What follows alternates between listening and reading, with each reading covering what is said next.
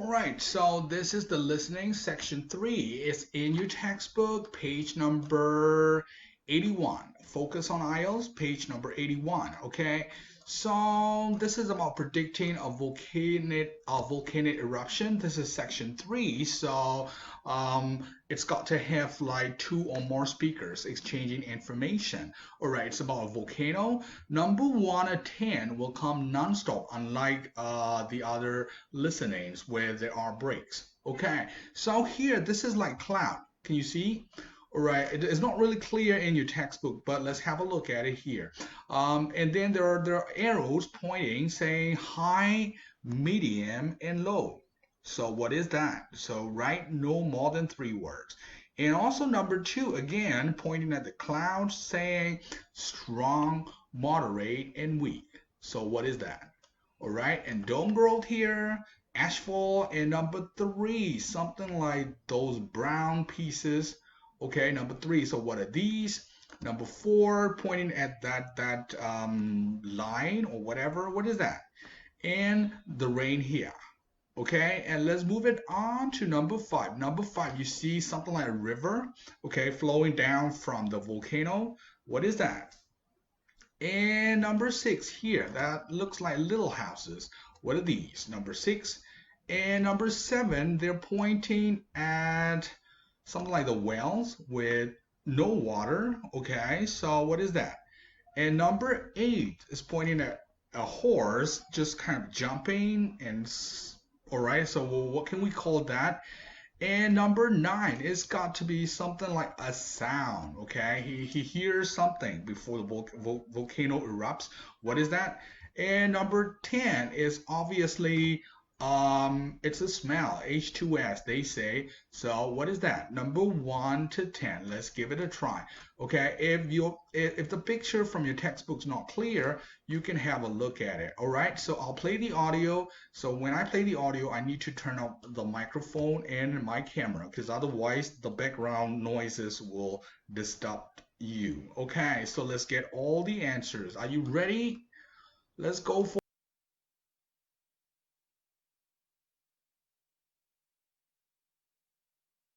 Unit 10. Focus on listening 1. Predicting a volcanic eruption. Section 3.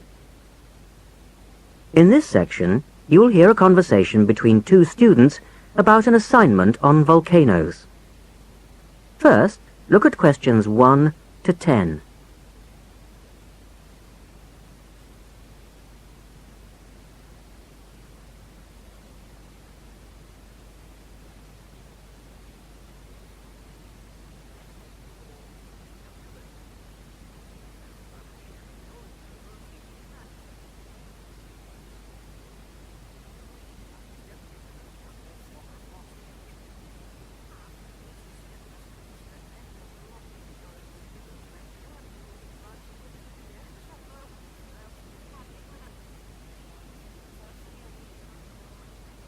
Now listen to the conversation and label the diagram. Hi, Alan. Long time no see. Oh, hi, Sarah. You look busy. What is it? An assignment? Yes, on volcanoes. But I'm having a bit of trouble with it. We did that one last year. What's the problem? Well, I'm looking at ways of predicting when a volcano's likely to erupt. And I've come across this diagram.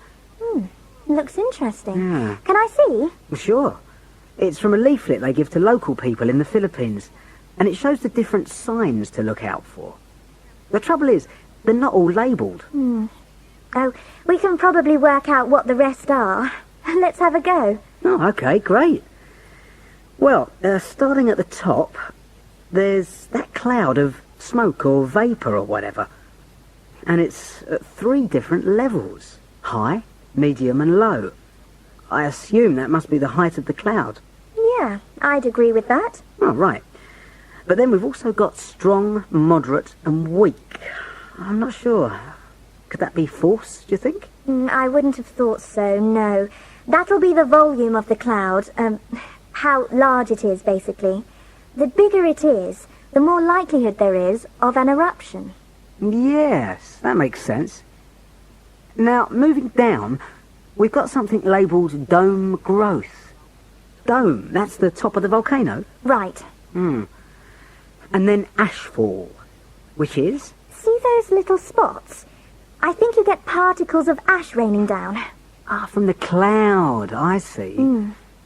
Then, up on the slope of the volcano, there's a tree or a bush or something. Yes, that'll be drying vegetation.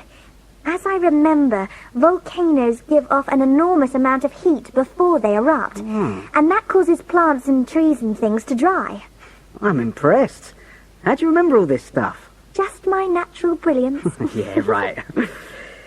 And then, what's that thing that looks like a hole in the slope? I think it's meant to show a landslide. Oh, really? Well, I'll have to take your word for that. I suppose it's not that easy to illustrate.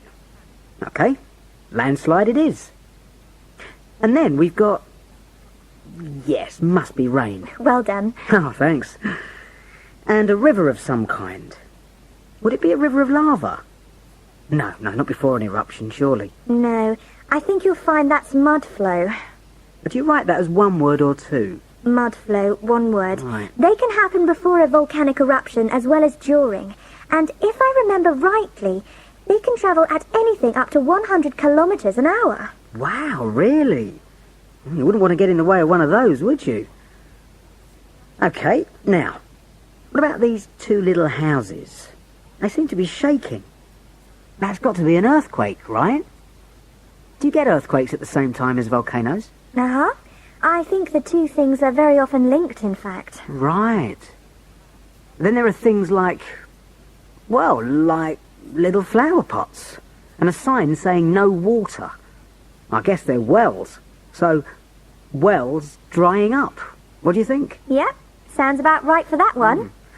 Next, there's a horse which looks as if it's going a bit crazy. Yes, that's a very interesting phenomenon. Apparently, some animals can sense when there's a disaster coming, and they behave in strange ways. Dogs start barking, geese fly into trees, things like that.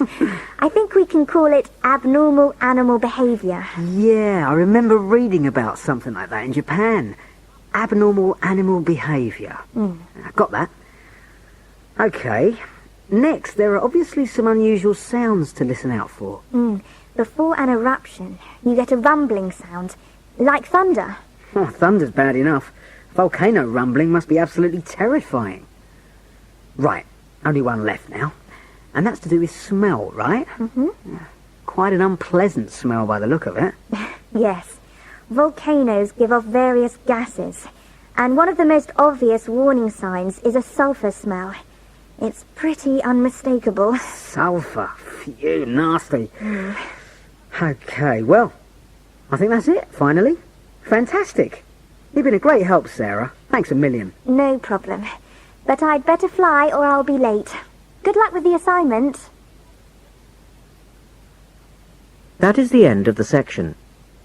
You now have half a minute to check your answers.